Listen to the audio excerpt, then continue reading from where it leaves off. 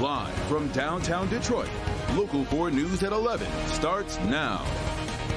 What was supposed to be a fun Sunday for a Metro Detroit family took an ugly turn. Every Muslim that comes in here steals from you. Every Muslim that comes in here steals from you. That's right. A misunderstanding over peaches turns into an entire ordeal. A family of 5 went to Erie Orchards and Cider Mill in Monroe County. Thanks for joining us, everybody. I'm Kimberly Gill. I'm Devin Skillian. Their trip ended with the police being called and Mahmoud claiming he was unlawfully detained. Mara McDonald in Temperance. Mara, he took his cell phone out and started recording. The family of 5 says that everything started off okay. They went into the little store, bought a couple things, but that it rapidly went downhill. Joe Mahmoud, his wife and girls ages 8, 4, and 6 months went to Erie Orchard and Cider Mill on Sunday. They went in, did a little shopping. The little ones really wanted to go into the orchard, so Mahmoud asked a worker whether they could go pick peaches. And he said, well, to be honest with you, there's no peaches back there. And, you know, apples aren't ready, and what you find might be rotten. He says the worker told him to go on, and they were fine not to worry about it. The kids go back into the trees and have a ball and round up what he says was some partially rotted peaches. They come out, he gets in his truck with the baby while his wife takes the other 2 into the bathroom, and that's when he says the orchard owner comes up and opens his truck door. Hello?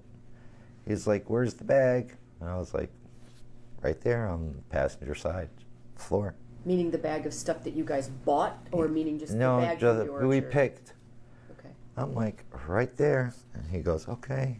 And he goes to my back seat, and that's where my daughter was, and he starts going through the diaper bag. And I'm like, that's odd. His wife and daughters come back. He tells her just go pay for the fruit, but when she was told $60, she leaves it there, walks out, and it escalates into this.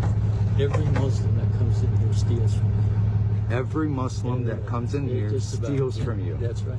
Mahmoud was told he couldn't leave because the police were on their way. 40 minutes later, there were no cops, so he approached the owner and...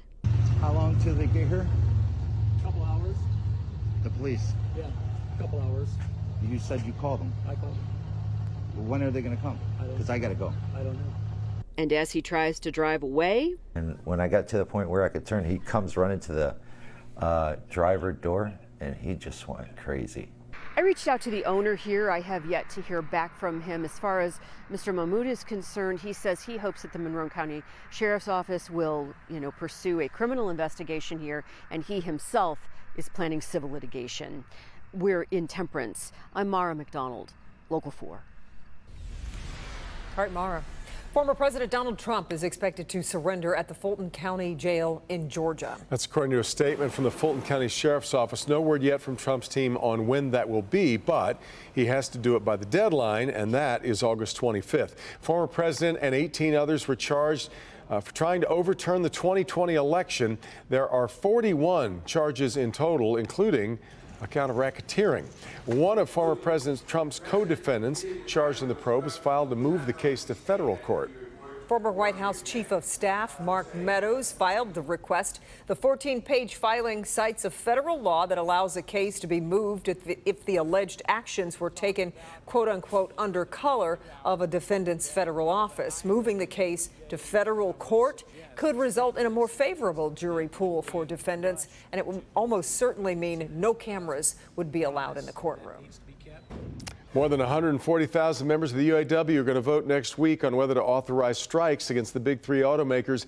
Union President Shawn Fain on Facebook Live today told members that the talks, which started mid-July, are moving slowly. Today marks 30 days until our contract expires, and yet we're still bargaining over non-economics at all 3 companies. That's unacceptable. The big 3 need to get serious, and they need to get down to business, and it's our job to make them do it. That's why starting now, we're directing big 3 locals across the country to schedule a strike authorization vote as soon as possible. The results of the votes must be reported to the union headquarters by August 24th. Union's contract with GM Ford and Stellantis expires at 11:59 p.m. September 14th.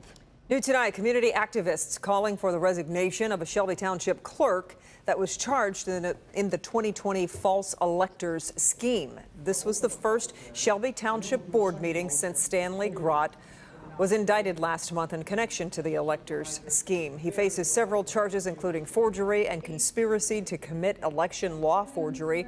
Residents say he needs to step down immediately. I think it's time he resign. This is the best thing for the township. Every day I hear on the news, and I keep hearing Shelby Township Clerk Stan Grott. And then we talk about fake electors and trying to end democracy. It's time. Stanley Grott has been the township's clerk for 10 years. Tax trouble may cause the final curtain to fall at the Penn Theater in Plymouth. It's a nonprofit that owns the theater, and it says it had applied but was denied a tax exemption by the city of Plymouth. People who run the theater called on the community to attend tonight's meeting. Pamela Osborne shows us they turned out in full force. This theater really is a cornerstone here in downtown Plymouth, so it probably wouldn't surprise you to hear that hundreds of people were at Tuesday night's meeting to learn more about the fate of the theater and also what they may be able to do to help save it. I think it's embarrassing to the city of Plymouth. Barb Lehman is a Penn Theater lover turned volunteer, but tonight she showed up as a Plymouth resident concerned about the future of this special place. Every nonprofit in the state of Michigan, every nonprofit movie theater in the state of Michigan has property tax exemption. Friends of the Penn executive director Ellen Elliott explains the theater was on the verge of demolition in 2006 when the nonprofit leased the building. In 2021, Friends of the Penn purchased it for $1.2 million and put $1 million more into renovations. The one saving grace we thought was going to be, oh good, we're going to get some relief because now we own it. But that relief in the form of that tax exemption status did not happen as planned. The tax assessor told us that we did not prove that we reduced the burden of government. City manager Paul Sincock says the issue isn't with the nonprofit itself. The city does not have the authority to just grant tax exempt status to any particular property. It has to go through a process. Without elaborating, he says qualifications were not met to reach that status. Elliott says they provided binders of evidence at a follow-up Board of Review meeting proving they have done all that's required of them. This isn't just one person. This is the whole community that comes together to make this work. And for our city to say there's nothing we can do about it, it's wrong. It is so wrong. $25,000, that's how much the tax bill is that we are talking about here. It's money that could be used for a variety of other things. And with that bill, the theater says it maybe has 5 to 7 years left of operation if they have to continue to pay that. The city manager did tell me, although he couldn't comment specifically on the Penn Theater pending that litigation, that regardless of what that result is, the city will work with the theater to ensure that it stays here downtown. Reporting in Plymouth, I'm Pamela Osborne, Local 4.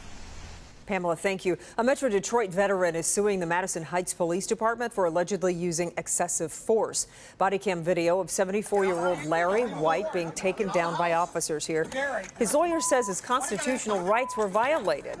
It's alleged White invited the neighbor's kids into his home last summer for ice cream. Neighbors tell police White allegedly pulled out a gun after they confronted him about it.